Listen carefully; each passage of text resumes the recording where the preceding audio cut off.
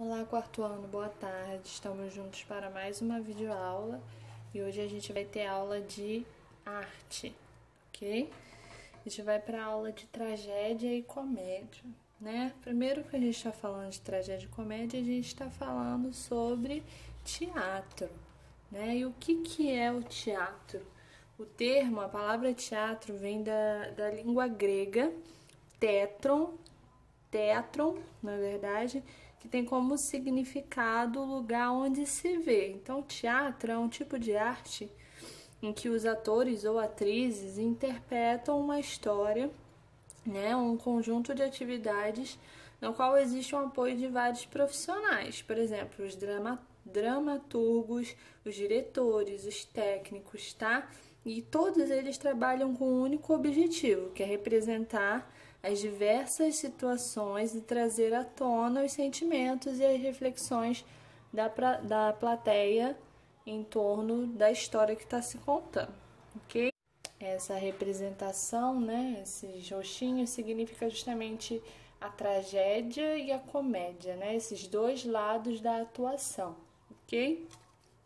Então, a primeira apresentação pública, né, as apresentações eram sempre baseadas em termos religiosos, tá? Mas o desligamento com um tema religioso surgiu na Grécia, ok? E aí o que acontece?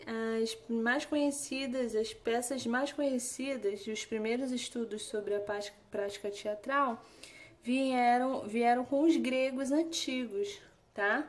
Então, o teatro grego nasceu com as narrativas de tragédia e comédia, tá? A tragédia era considerada nobre, uma parte nobre do teatro, e a comédia era um tipo de teatro inferior, tá bom? Por quê? Porque na tragédia as narrativas apresentavam sempre um herói em sofrimento por algo que nunca ia conseguir mudar, ok?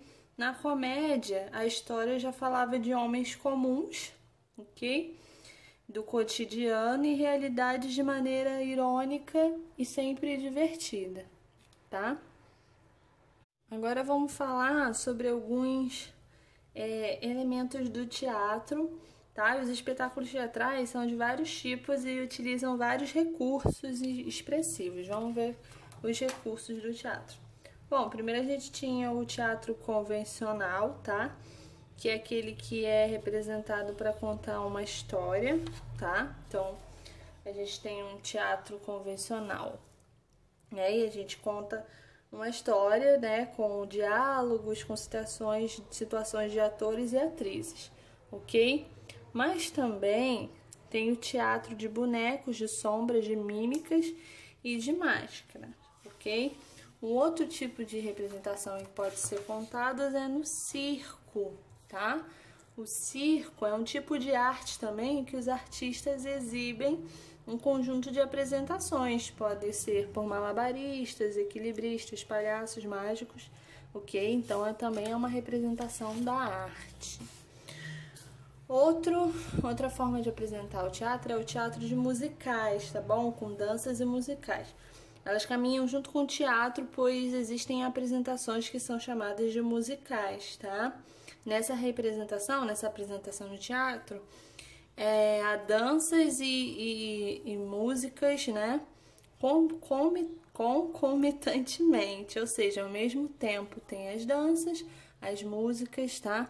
E eles vão sempre intercalando um no outro. E um elemento muito importante do teatro é o cenário, tá bom?